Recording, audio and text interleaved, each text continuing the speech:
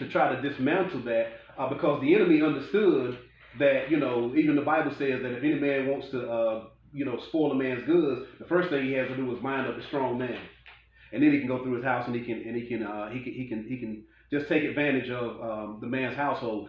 But I think the number one issue in this day and time, and I speak in my lifetime not to neglect or to demean or to belittle in any way things that have took place in times gone and past, but I think that we have to now, where we're in a situation to where we have our hands on something where we can control or have some degree of control of what happens is again, which is the obvious, get back to God and get back to the plan that He has for family. I alluded to in the live about how during, I think it was the Morningham report, where he, I think it was in the 50s and the 60s, where he had done a study, and I think it was only like 25% of black children that were born out of wedlock.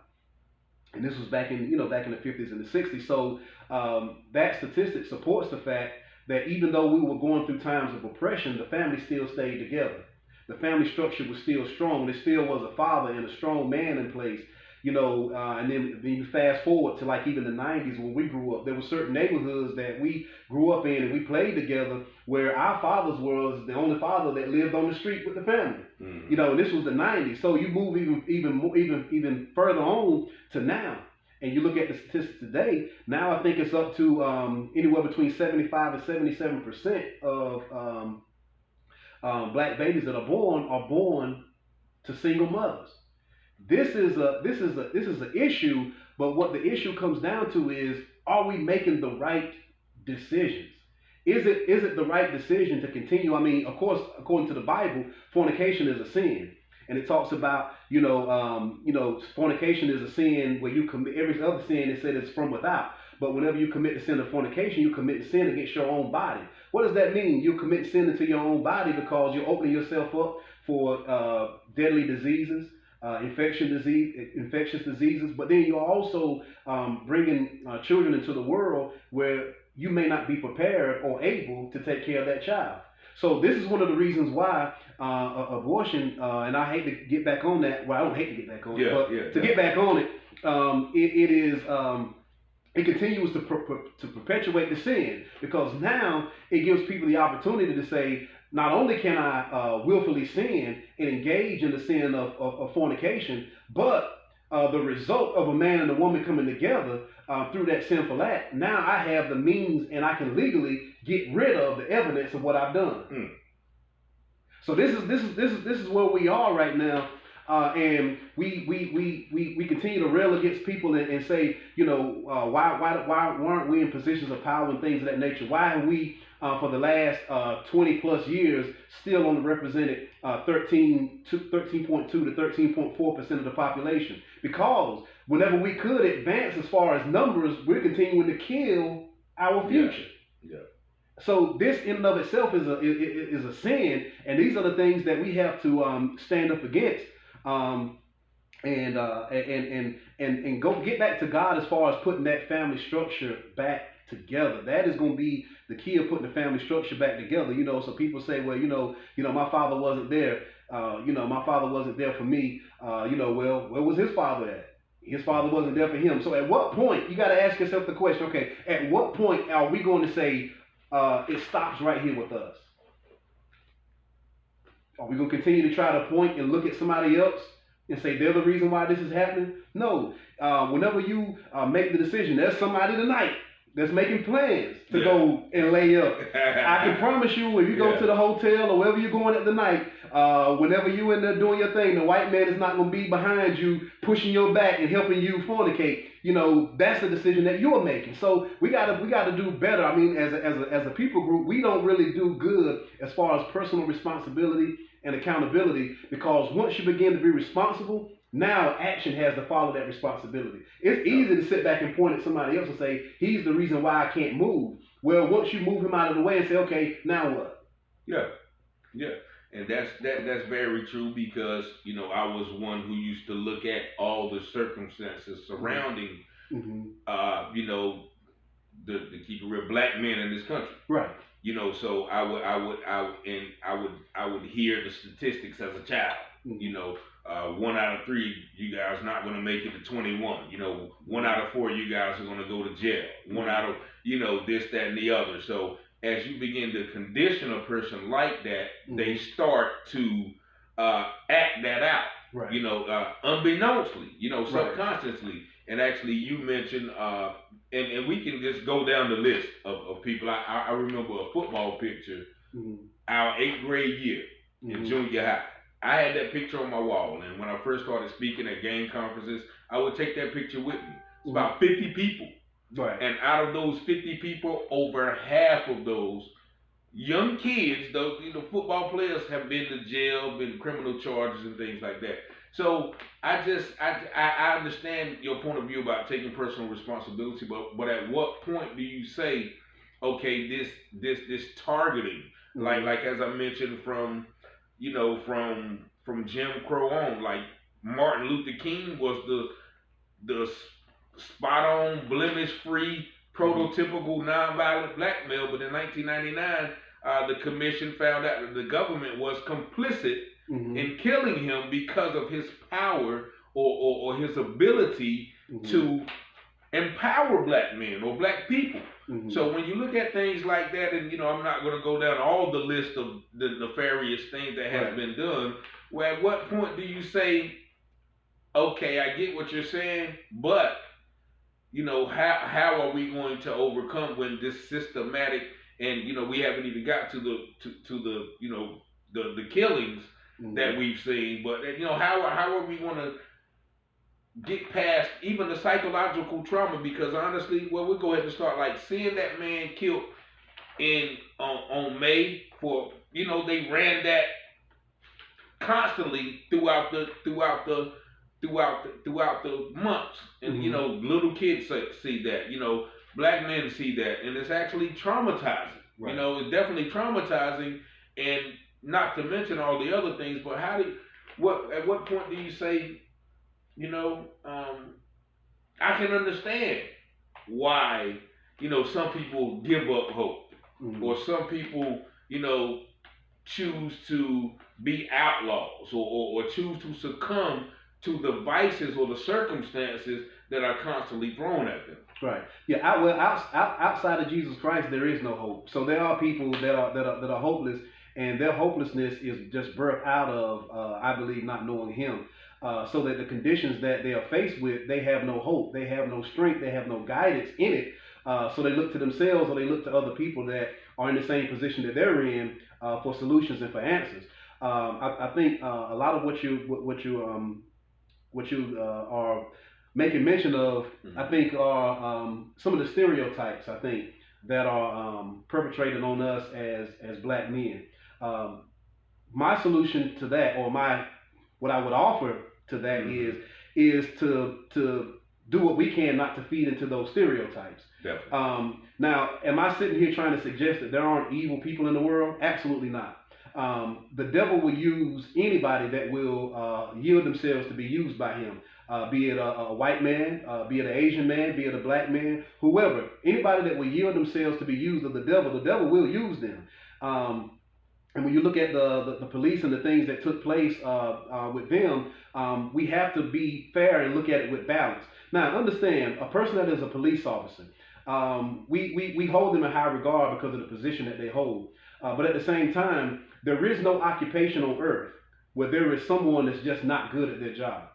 There is no occupation on earth where there is not someone that goes into a particular field for the wrong reason. You know, you look at police officers, and we say that there is a trend of what police officers are doing to particular people groups, but we have to also make sure that we don't allow the media to guide our thinking and understand. Now, we can go down the list and name all of the black men that were killed unarmed by police officers, but at the same time, but at the same time, if we look at it from 2019 through 2020, there were actually more white men that were killed unarmed by police than black men. Now, nobody can name any of those white men. Nah. Because it's not as inflammatory. Okay. So now that's not to suggest that the police were justified in what they were doing, but we do have to look at it with a degree of balance. We have to look at it with a degree of balance. We have to be fair in our assessments of it all and not look at it one-sided. I can't look at it a particular way just because I'm black. And I know this type of talk will cause people to say, man, that man is a coon. You know, they would. They say he's a coon, he's an Uncle Tom. And you can call me what you want to call me, but at the same time, you know me all my life. I've been black my whole life. I wasn't white when we were kids, and all of a sudden I turned black like a couple of days. I've been black my whole life, and so I grew up with people. And we grew up in certain environments and certain elements, and we understand that there are certain things that cause certain things to take place. Now, are we suggesting that anybody deserved to die at the hands of the police? No. The black men that died at the hands of the police, you know, if that was unjust, that was wrong, and they need to be punished for that. But the same thing, if the white man, the Hispanic man, all these people that died at the hands of police, it still was wrong. So again, we got to look at it with a sense of balance. Like I said, every occupation has people in it. Like some of you that are watching right now have coworkers that work with you, and they're no good at their job. I mean, if you look at the statistics of how many people die on the operating table, how many people are misdiagnosed by doctors, you know, nobody is screaming that we should defund doctors. Yeah. And they kill far more people every year. Yeah, you're right. than police officers do. I just think that, you know, we need to look at it with balance.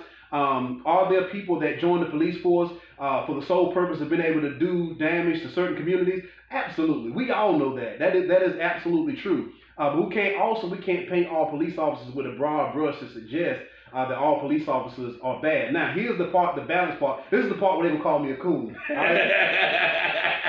This is the part where they call me a coon. But here's the reality of it. All of us, you and I both. Let's talk from our own personal response, our own personal stories. And we both grew up in Goldsboro, North Carolina. And I won't suggest, because there's people that are up here that know me, that I just was deep into the criminal element. But I mean, I did my dirt. You know, there were people that, you know, we got involved in certain things together, but it was a choice. It was a choice. Right. So all of us, you know, got ourselves involved in certain things, and we did certain things, but we chose to do that. I don't really know of anybody that grew up with us that could honestly say I hustled because I had to. Yeah, you're right. Because that speaks to those influences, though, that I mentioned. You know, they and I talk about this in the book, where in I don't know if you remember, like in the late 80s, there was a consciousness about rap. It was, you know, self-destruction. We all in the same game. Yeah. You had Brand Nubian. You had Hibbity. It was all good time, good people, black power music. Then in the early 90s, when they came out with the crime bill, they said, you know, I talk about this in the book, there was a meeting between the heads of the record executives and private prison companies. And the record executives started investing in the private prison companies, and they said, okay, well, the only way that we're going to buy these prisons is if the prisons stay 90% occupied. Right. So then the music company thought, well, how can we get these people to fill our prisons? And what do you have? The invention of gangster rap. Now, you can say, okay, well, you know, everybody had the choice to do what they do, but music is a very powerful influence. And we see that today, where, you know, the kids do everything. And we, like, I'm be honest, like, I did everything that Mobb Deep said and Shook Ones when it came out. The videos, everything was so alluring. Add to that the movies. Right. You know, those Viacom, the Sony, they was investing in the private prisons too. So when you have something that's so powerful, as media, like you said, you just talked about media. Media includes music. Right. Media includes movies. Media includes magazines, pictures. When you have something that's so powerful, and you got evil people, you know what I'm saying? And once again, I made the choice until I woke up and was like, man, I don't even like that song. Why am I listening to it? Right. Well, I don't even want to do this. But why when I turn this music on, I get the feeling to go get some weed, to go do this, to go gamble. You understand? So that's why, I once again just playing devil's advocate. I got you. Here with the choices. Like, I didn't have to sell drugs. I had a mother and a father, and was considered a rich kid. Mm-hmm. You know what I'm saying? But all of my peers are doing it because they either had access to it, or once again they saw the TV, or maybe they didn't have it. So the planting of the drugs was there. We are talking about the CIA involvement in the drugs. So it's a whole lot of influence that, once again, I'm not making excuses for my choices or anybody's choices, but I'm just giving you, once again, that balance where you got a young, impressionable mind. Like, look at the kids today. That's why you see so much, perverseness, because that's all they hear day in and day out. Yeah. And so that's a major influence without guidance, and even with guidance. Right. You look at the entertainers, they're held in so much esteem. Oh yeah, she's doing that. Yeah. What they wearing, even people, what they driving, what they drinking, what kind of belt they got on. That's so that's the power of the influence that we're facing. Once again, that's the lust of the eye, right? Pride of life, yes, so lust of the eye, the lust of the flesh, and the pride of life. Well, it goes back to, you mentioned music. It goes all the way back. It goes all the way back to the fact that these people that you named, the head of these companies, and all these things, these people are all high level Luciferians. Yeah.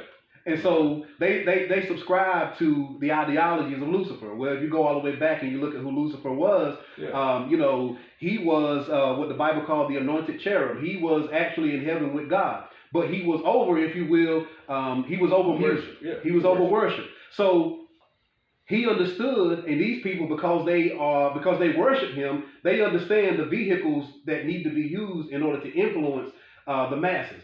So we can hear it, right? Well.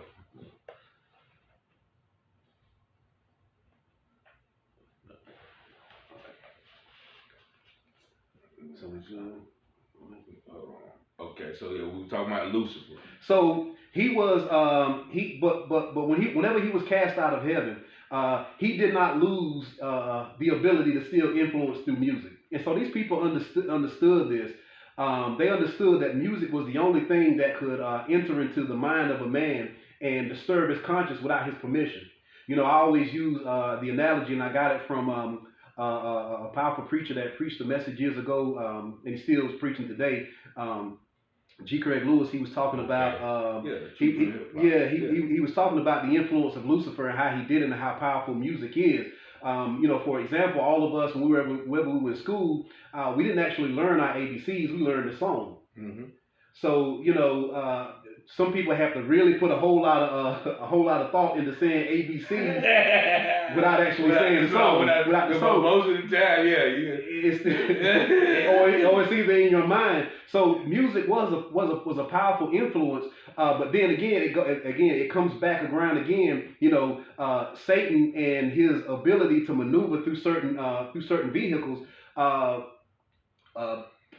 Got himself into a position to where there were people that had the opportunity to do something that was righteous, but they chose for money, for fame, for fortune, to degrade people that look like them, to degrade women, to promote drugs, sex, and violence, to promote all these things. It was by choice. It was by choice.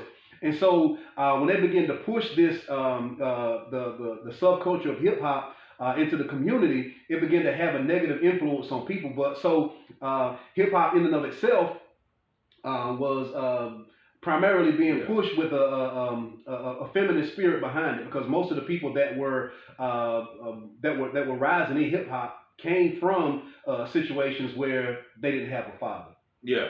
So they began to push an agenda, and in pushing that agenda, it led a lot of people down the wrong path to the point where even people that grew up in a house that had a mother and father began to rebel against the structure that they had in place to try to follow after and go after things and be something that they weren't. My own children, I have a 23-year-old son, and one of the things that I try to put forth to him is to never be ashamed of who you are.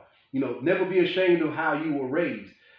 never to allow something contrary to what you've been taught as a child to influence you to a point where you begin to try to be something that you just were not. All of these guys that do this have wicked hearts, because now the same ones that were saying, F the police and I rob you, I kill you. Now they're the ones that try to step out front to be activists. Well, you can't be an activist for people until you first repent from the damage that you've done. You've done a lot of damage in your own community. There are people who do all kinds of ungodly things and then get rewarded, get awards and are celebrated for promoting godlessness. How is this able to be done? How can you promote murder, sex, drugs, and violence? You promote all these things and get paid millions to do it. Yeah. So once that's being done, here is the byproduct of that. Now they painted an image of a man that is to be feared by everyone. Mm-hmm. So now we look at it and say, why do white people or other people fear us? And look at that. Well, look at what has been subscribed to us as our culture. Yeah. Really and truly, as men of our own houses, we have to try to create a culture for ourselves and create a culture for our families. Because what's been given to us as a culture really is engulfed in death and destruction. Yes. Even down to the food that we eat, what they give us as our culture. This is your culture. Yes. And even the food, and we're killing ourselves with what we've been given to say, this is your culture. No, we have to begin to raise up and to begin to seek God and say, okay, God, we want to establish in our own families first a culture of righteousness. Yes. How should we conduct ourselves? How should we treat our wives? First of all, you got to have a wife, right? How should we treat our wives? How should we raise our children? How should we love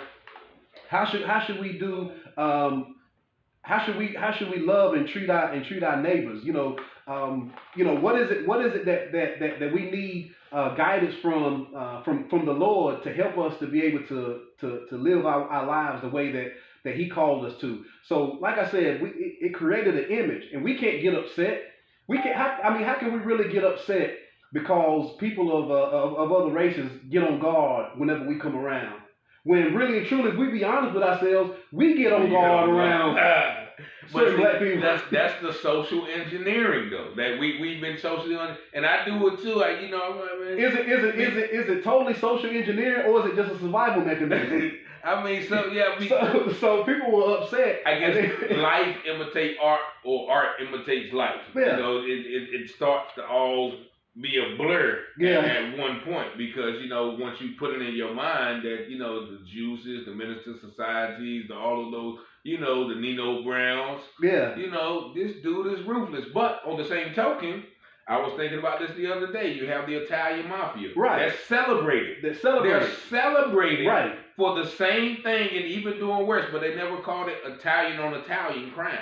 You know what I'm saying? Now, in the 30s, you had the Irish, you had the Italians, you had the Jews. Those were the ones who were in the streets committing the crime because they were just as oppressed until they were accepted into the European status quo. Here, then they were given, some people said the Italians were given the fire department, the Irish were given the police department, and the Jews were given the civil service jobs. Right. However, they are touted for that same behavior, like people always say, look at that thug right there with his pants hanging down with the dreadlocks. The Italians wore suits, and they were still killers. You know what I'm saying? Right. So it's once again, it's all imagery. You know what I'm saying? They promote the same thing as oh, Gotti. I don't know if you saw the Gotti trials. You had millions of people out there in the court. Let Gotti go because he was an icon. Right. That's our guy. But he did way more worse than Freeway Ricky Ross, who got 20 years, but he's painted as a public enemy number one. Right. So that's the kind of the double standard that kind of makes me okay. I got what you're saying, but wait a minute, just like, Me Too, like when they said the Me Too movement, when they were talking about R. Kelly and Bill Cosby, but there were Ed Bucks and Harvey Weinstein, my man Tariq. Now she said, no, them too. Them, go get them too. Not saying that it's right that what we're doing, but don't excuse them. Don't excuse them for the things that they, that are still portrayed, but we get the brunt of the consequences for doing the same thing. But not, once again, not making excuses for our actions. Right. But we still have to look at, at that aspect, whereas, it's yeah, like we said earlier, all unrighteousness is sin. Whether it be the Italian doing it, whether it be us doing it, it's still sin. It's still not right. And I think what happens with a lot of black people is, and I mean, you make a valid point. A lot of times, what we try to do is that we want the right to be as sinful as anybody else without. like we look at it and say, well, if he can do that sin, then I should be able to do that sin and get the same punishment for him. So, but the question is, but what it does is when I look at people and say, well, if that white guy get caught selling crack, he only get a slap on the wrist. Yeah. If I get caught selling crack, I get 20 years. But you're still talking about selling crack. So what are we asking for? The right to sell crack.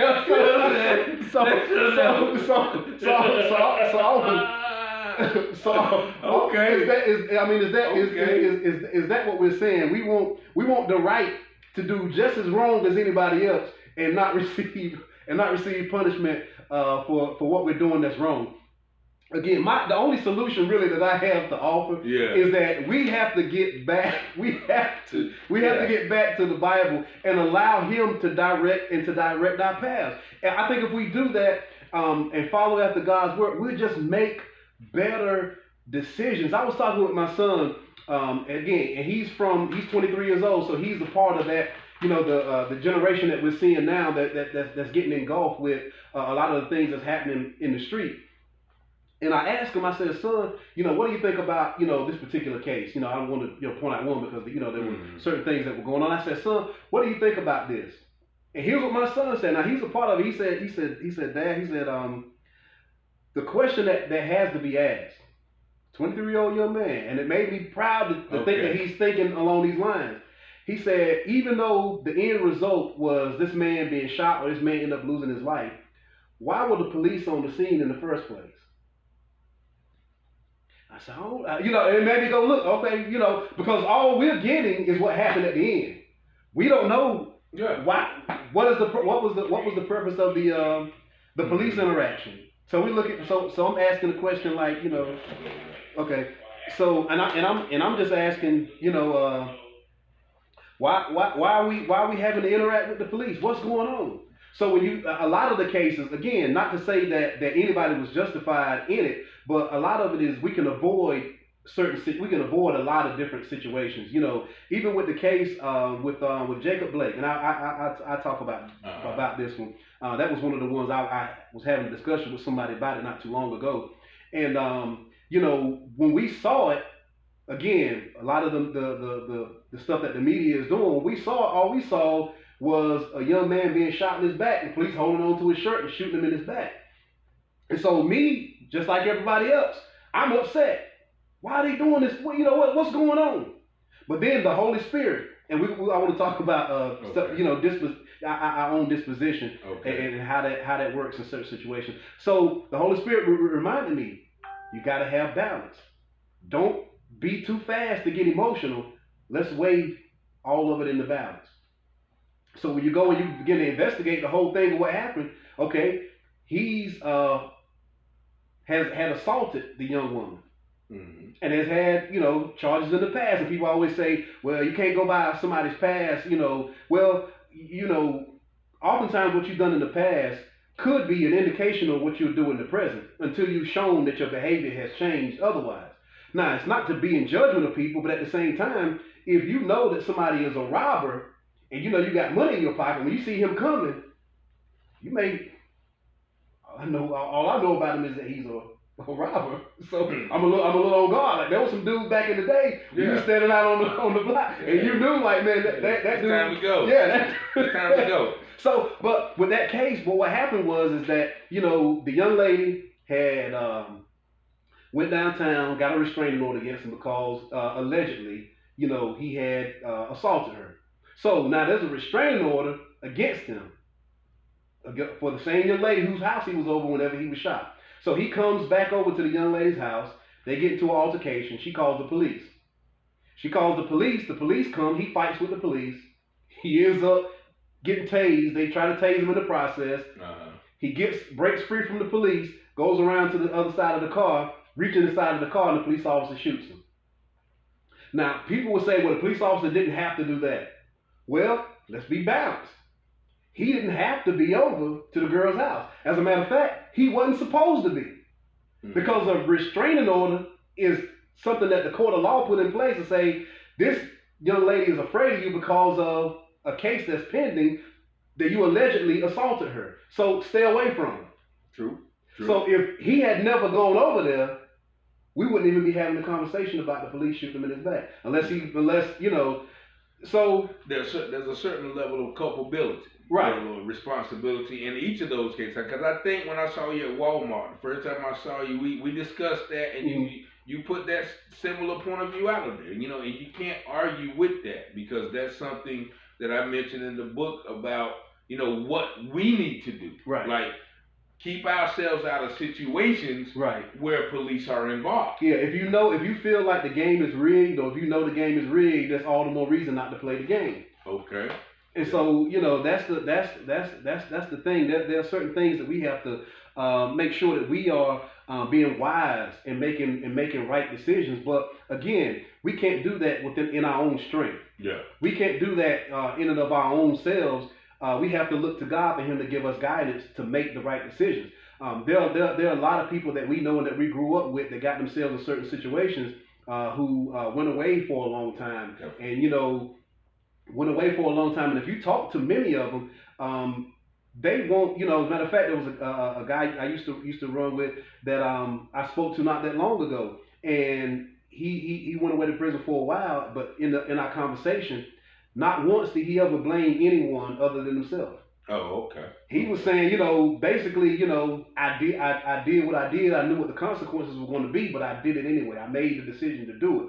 So this is the reason why you have to have something working in you other than the negative influence of hip hop and the situations that we find ourselves in. If you have the Lord in your life to guide you into certain areas, then I think that a lot of the decisions that we make, we won't make those decisions. And if we don't make those decisions, I think we'll find ourselves in a better place. Now, again, are there elements of evil that are out there that are seeking for people that will fall into a trap? Is there a system in place that will entangle anyone if they yield themselves to it?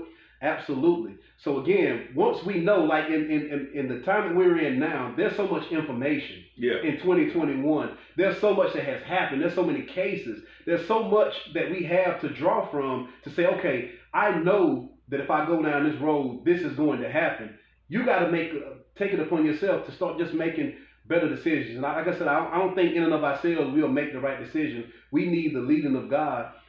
We need the leading of God's word in order for us to make those decisions, so that we don't put ourselves in bad situations. I think that's the primary thing that we have to do.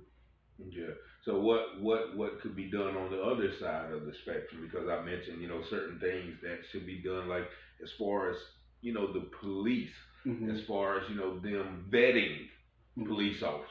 Right. A lot of police officers, like you said, come to the job for the wrong reasons. Yeah. There's a stat they said about one in 5 officers are ex-military or have served, in war zones. And they said officers who have served in those type of environments are 3 times more likely to discharge their firearm. You know what I mean? And so with certain things like that, where you have officers who are used to battle, and they get in an escalated situation and they think they're back on Iraq somewhere. You know what I'm saying? So right. it's certain things, mental health, vetting process as far as I don't know how long it takes to be a police officer.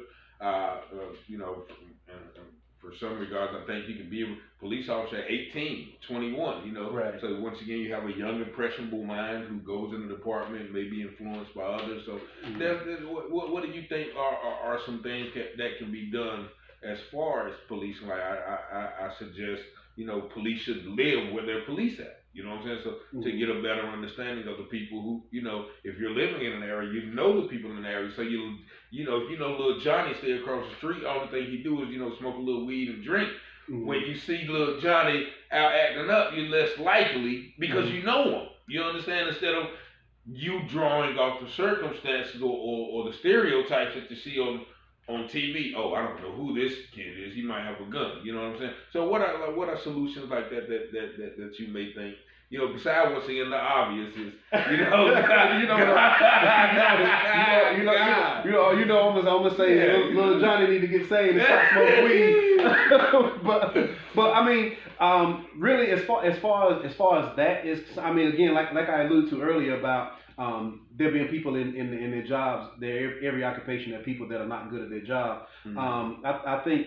Again, I don't know the process or the training aspect of it or what they could do because, I mean, the biggest room in the world is a room of improvement. So, of course, I'm sure there are a lot of things that could be done with regard to training and what they could do from the police side of things to make sure that they're able to maybe be better trained to diffuse situations in a way that's more beneficial to both sides, to where both sides can walk away from the altercation. I think in a lot of instances, from the point that you just made about people being in combat, or rather the point that you made about people living, policing the community that they live in. I mean. That could possibly help, but there's a lot of people that I mean, there are people that we grew up with that committed murders that we would have never thought, like, man, this guy did that. I can't believe, and it's like, I can't believe he did that, So I don't know if that helps to know people in the area because you still got to do your job. Like if you know someone and just because you know them they're committing a crime, what do? Like, I know him, so I know his mom and his daddy, so I see him over there. I see what he's doing. I'm gonna give him a pass card. I'm gonna call his mom and his daddy. Well, at some point, there are consequences there are consequences that come along with your actions. So.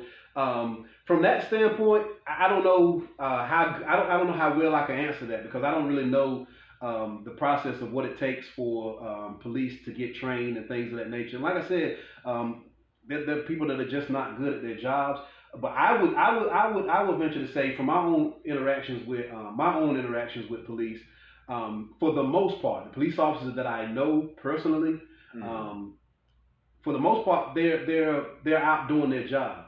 And if you look at it, there's just a small percentage of police officers that are doing what they're doing, but for the most part, like you could have a police force and there's only 2% of them that's out there raiding people and taking drugs and putting them back on the street. That's a small percentage of them that's doing that. It's not, half the police force that's doing it. But there are that thin blue line, right, where this is going on, but because of the code that you're under, you look the other way.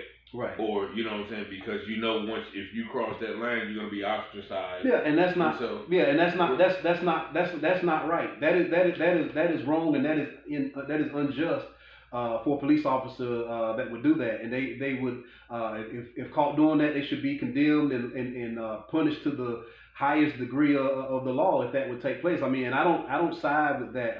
Again, the Bible says that all unrighteousness is sin. All unrighteousness is sin. That's wrong. If a police officer does that, that's wrong. Regardless of what color he is, that is wrong. He deserves punishment for doing that.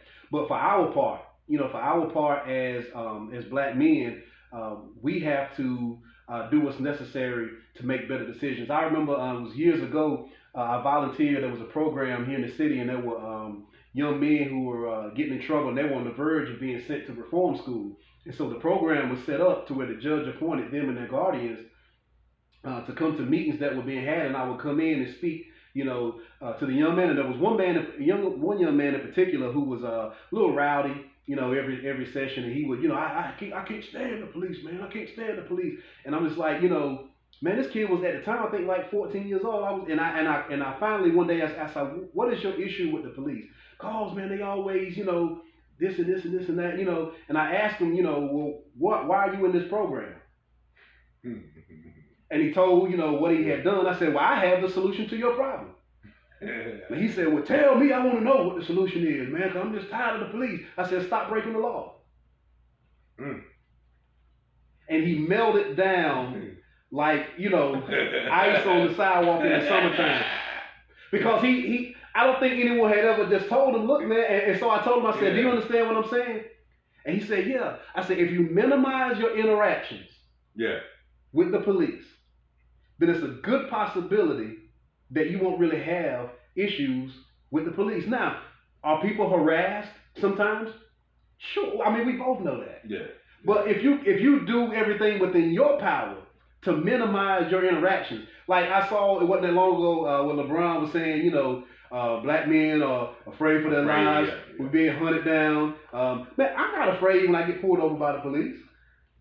I'm not. You know why? Because of my own experiences that I've had with the police. But I also understand I wanted to get back to just the attitude and the disposition that we have whenever we get pulled over. You get pulled over by the police, whether it's right, wrong, or indifferent. You be right another day. Okay. You know what I'm saying? By the time he pull you over, what you pull me over for? Yeah. Then you run the risk of escalating the situation. So it's disposition. Like whenever you came and you rang the doorbell and I opened up the door, and I said, man, come on in, man. Yeah. We embraced. But if you came to the door and I was mean mugging you, you would have been a little reluctant to come in. Like, man, what? So it's about disposition. And I've learned that, like I've been stopped about 3 or 4 times since I've been here. Yeah. And a couple of times I passed in the wrong lane. Something, I know what you're for. You know what I'm saying? Yeah. And, it was never I was speeding. Here you go. So, the COVID thing, I can't get to the DMV, my tags are there. Okay, I understand. So, right. Let you go. There was one time he just, I saw a roadblock. And so, I said, I didn't know it was a roadblock or nothing, but I just saw blue lights flashing. So I said, I'm going to turn down this street. By the time I turned, got to the end of that street, out of nowhere, woo! So I'm like, now that, what I'm saying? Like, that was a feeling, you know what I'm saying? And let me tell you a story. Just 2 days ago, I went to Norfolk, Virginia to pick up my books. I'm actually about to hit the highway on the way back to Goldsboro, 10 o'clock at night. Right before the interstate, me and the police riding side by side. He veers off to make the left turn lane, and I go straight. But the light was yellow. So I cruise through the light, but and then in the rear view I see the blue lights. Right. I mean, my heart just, it just dropped. Like I'm not saying that I fear for my life, but just a certain feeling. Look, man, it was yellow, like but luckily he went the other way. He turned on his lights. I think they be doing that to turn on the lights, and then they run the stop signs, then they turn them back off too. So I seen them do that a lot of times too. But bottom line, there is a certain feeling like that. Like I told you, when they came out of the blue, there's just a certain feeling. Not saying that you're afraid for nothing, but it's just that like I said, I've had different experiences. Yeah. You know what I'm saying? So I put myself in positions where police have been, a little aggressive. You know what I'm saying? Now, once again, I take responsibility for my actions, but as a professional, you don't let somebody talk to you any kind of way. You're supposed to you maintain your composure. Yeah. Right, son, you know what I'm saying? Not give me the same attitude I'm giving you back, which once again, I take responsibility for. But there is like I said, it's a certain feeling that I would say I've always had. I don't know. You know what I'm saying? I don't. It's not a fear. It's just like I know this don't mean to be no good. Yeah. You know what I'm saying? The only time I can ever recall ever being afraid when I saw the blue lights behind me because I knew that I had something to call me that I didn't need to have in the car with me. So I'm like, oh man, you know. And so I never got scared with that. You know what I'm saying? Yeah. So I never got scared with that. I was like, okay, they ain't gonna find it. Yeah. And they never found it. Yeah. You know what I'm saying? Like, But I mean, in situations like that, I mean, it wasn't the case where I got pulled over. Where it was just when they going past me and the lights come on, and I'm just like, oh man, you know. So it's really about just the disposition. Not always, again, but whenever you are interacting and there's like verbal and nonverbal communication between you and another individual, your disposition can help to set the tone for what actually takes place. You know, the police officer pull you over, you know why I pulled you over, you know, yes sir, no sir, hands 10 to 2, you know, whatever. And so and in most situations you end up, you know, leaving out of the situation, you know, maybe a little lighter in the pocket, you know, for whatever took place. But at the same time, you just, again, things happen. We live in a fallen world, and there are evil people in the world. But we have to do our part to try to do everything that we can to ensure that we're making we're making better decisions to keep us to keep ourselves a little safe. One of the things you got to do again in making good decisions is, you know, if you got you get pulled over by the police, you know you got warrants. You are gonna be shook when you see the blue light behind you. You know you got some weed in the car, you're gonna be shook. You know you got unpaid tickets, you know you're gonna be shook. So you know if we are responsible and we do what we're supposed to do, like you know you get a ticket. You know, maybe I can't go buy this week. I need to go ahead and go pay this ticket off. Yeah. You don't pay the ticket off. Your life. Yeah. So it's a lot of things that we can do to be more responsible. But the thing that we got to do is make sure we're doing right by ourselves. And I guess to kind of switch gears a little bit, I think that one of the things that we got to stop doing, especially as a people group, as black people, is to stop comparing everything to what white people are doing. We just got to stop comparing ourselves to them and what they do as if they're the only other people on earth. You know, there are other people. You know, you just try to do the right thing, make right decisions, do the best that you can do for your own situation, so that you can position yourself to be able to be a help and a benefit to other people. So, you know, it's just what it is. You know, remember years ago.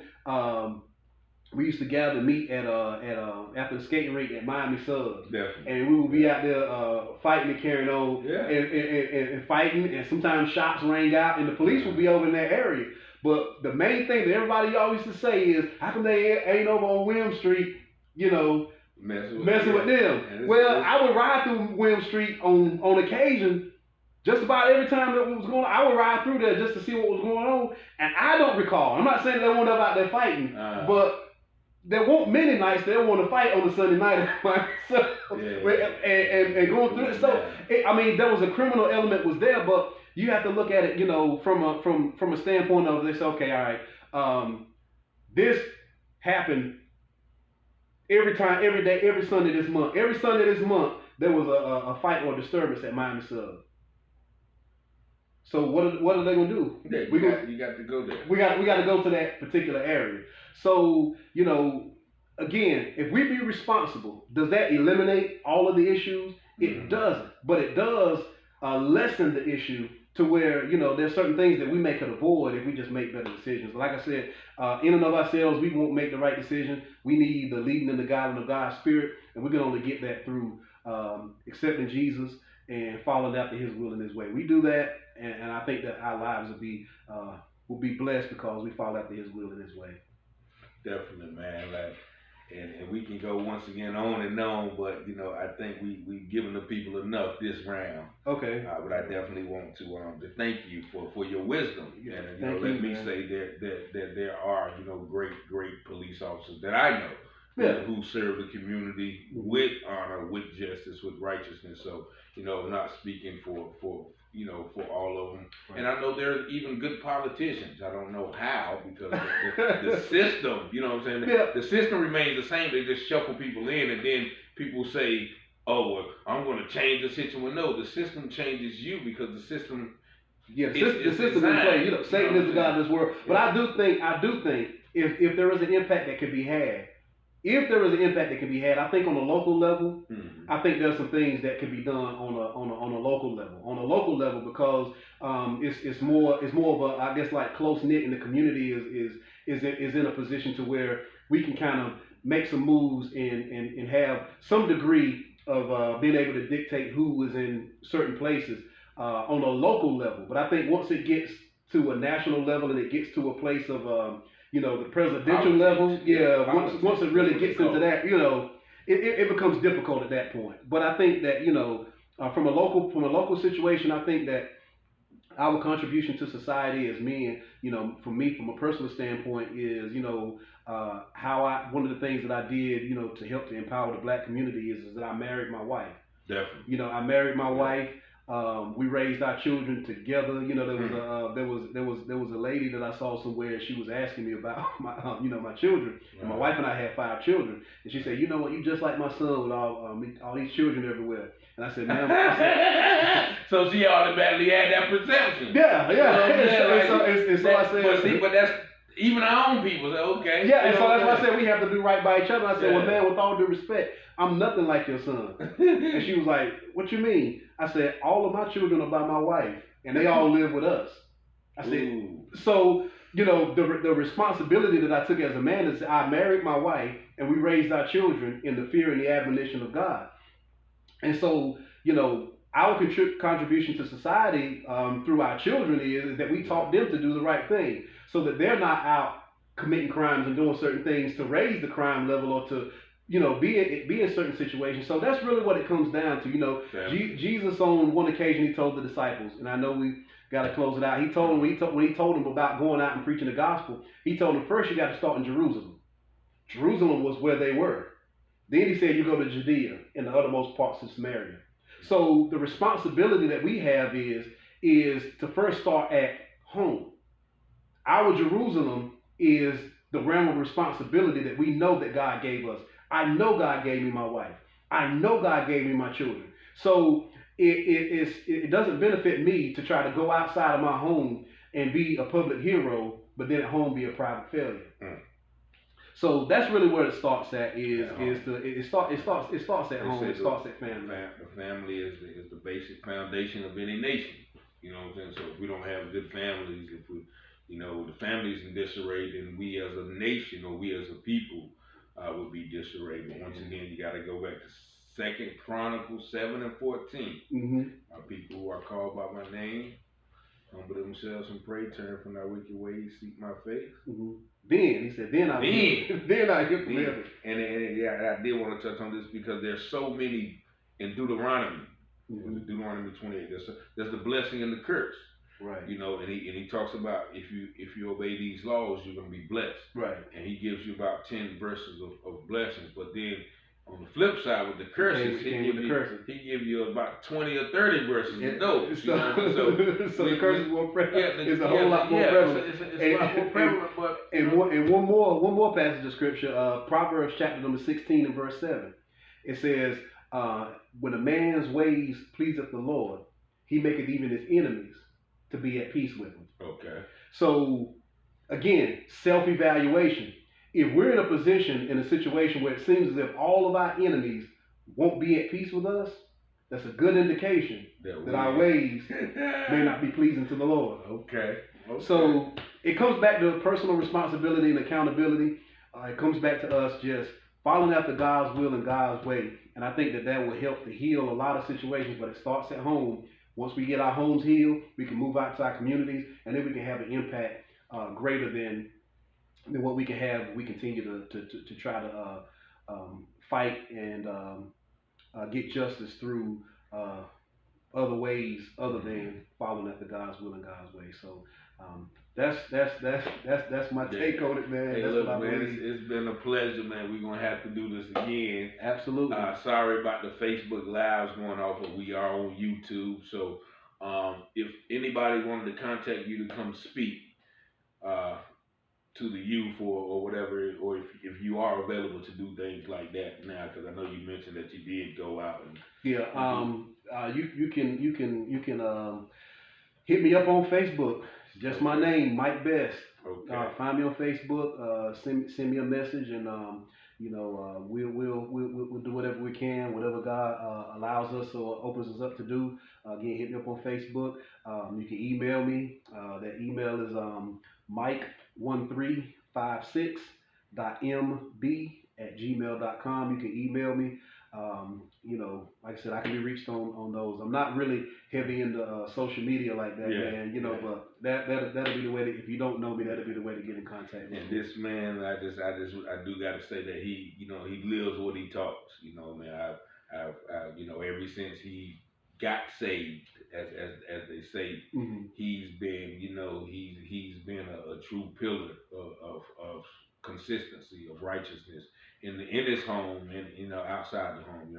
I haven't heard anything bad about him. No scandals, as we hear, as we hear a lot. But praise the Lord. Praise the Lord. I'm gonna leave those alone. But yeah, man, I certainly thank you for taking the time to impart your wisdom. Thank you. And this endeavor, we definitely will do it again. We'll try to get everything flowing better next time. But I do want to once again, my name is Richard Taylor.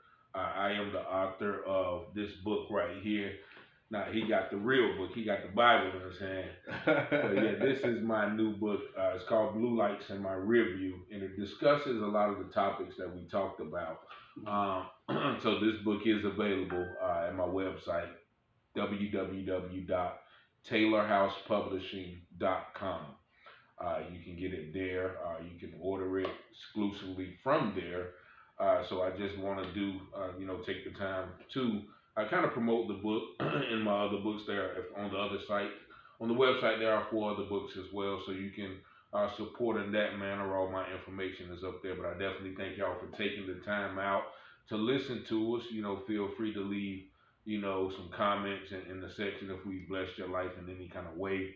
But I just certainly want to thank once again my man Mike. Thank you. For allowing me to, just glean from his wisdom. But is there anything you want to say before we go? Jesus is soon to return. Give your heart to Him, serve Him with all your heart, and just if you can connect with ministries that's preaching the true gospel. One in particular is the ministry that I attend, the Presence Church that's in LaGrange, North Carolina. The pastor is Pastor Ravon Ravenel. We have services every Sunday at 12 p.m. That address is 201 North Caswell Street. It's in the city of LaGrange. Anytime you just want to come and fellowship, we are gathering and practicing all of the safety protocols as possible. But we do believe in the power of God to be able to keep us even in what's going on around us. So again, we just thank God again for the opportunity, man, to sit down with you. Yeah, definitely. I'm definitely gonna have to come check y'all out because y'all a little bit later than we start, so I'd be able to come check y'all out. Hey, man, you are more than welcome. With you, man. But I thank you once again. I thank y'all for tuning in. Until next time, this is Taylor House Publishing. Check us out once again for more videos like this. Go to www.taylorhousepublishing.com. Thank y'all. God bless you and good night.